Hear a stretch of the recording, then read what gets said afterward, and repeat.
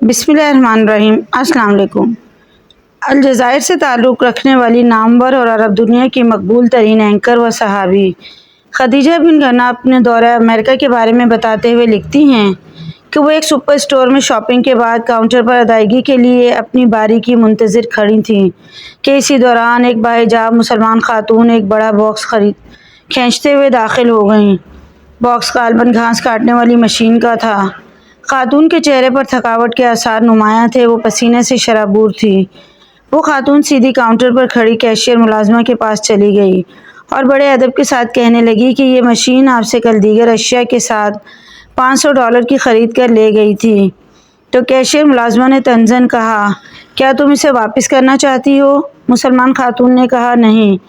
Cashier ملازمہ نے کہا، کیا آپ نے کسی دوسرے اسٹور پر اس سے کم قیمت میں فروخت ہوتے دیکھا ہے؟ تو ہماری پالیسی آپ کو بقیہ اماؤنٹ دینے کی بھی پابند ہے، مگر اس کے لیے آپ کو دوسرے اسٹور کی قیمت کا ثبوت دکھانا ہوگا۔ میں تمہارا یقین نہیں کروں گی۔ کیشیئر ملازمہ اس خاتون کا مذاق اڑا رہی تھی۔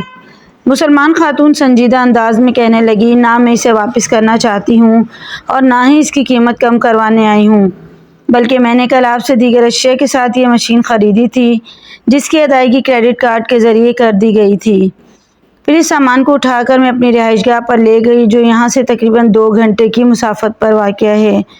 لیکن جب گھر پہنچی اور بل دیکھا تو مجھ پر انکشاف ہوا کہ آپ نے مجھ سے دیگر اشیاء کی قیمت تو وصول کی ہے، مگر اس مشین کی قیمت لگانا بھول گئی تھیں۔ یہ سنتے ہی کیشیئر ملازمہ اٹھ کر خاتون کو گلے لگا لیتی ہیں اور آنکھوں سے اترتے آنسوؤں کو جذب کرنے کی کوشش کرتے ہوئے جذبات سے معمور لہجے میں کہنے لگی، پھر کس چیز نے آپ کو 2 گھنٹے کی مسافت طے کرنے اور ملازمت سے چھٹی لینے پر مجبور کر دیا؟ آپ اسے اپنے پاس رکھ سکتی تھیں۔ مسلمان خاتون نے بڑی سادگی سے بولا کہ امانت نے، اور پھر انگریزی میں اسے امانت کے بارے میں اسلامی تعلیمات کی تشریح کرنے لگی۔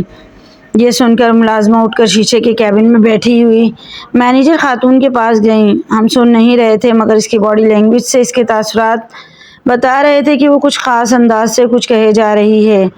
ملازمہ نے توقف کیا تو مینیجر خاتون اپنی نشست سے اٹھی اور باہر آ گئی۔ اس خاتون مینیجر نے اسٹور کے تمام اسٹاف کو جمع کر لیا، جس کے ساتھ کسٹمرز بھی جمع ہو گئے۔ انہیں اس مسلمان خاتون کی امانت داری کے بارے میں بتانے لگی۔ مسلمان خاتون خاموش کھڑی رہی، جس کے چہرے پر حیا کی پرچھائیاں بکھری ہوئی تھیں۔ یہ سننے کے بعد اسٹاف نے مسلمان خاتون سے اسلام میں امانت اور دیانتداری کے بابت سوالات کیے، جس کے جوابات اس نے بڑے نپے تلے انداز میں دیے۔ مینیجر خاتون اس مسلمان خاتون سے اس قدر متاثر ہوئی کہ اس نے مسلمان خاتون کو مشین گفٹ کرنے کی پیشکش کر دی، جسے اس مسلمان خاتون نے بڑی خوش اسلوبی کے ساتھ رد کرتے ہوئے کہا کہ اس کے لیے مشین سے زیادہ اہمیت ثواب کی ہے۔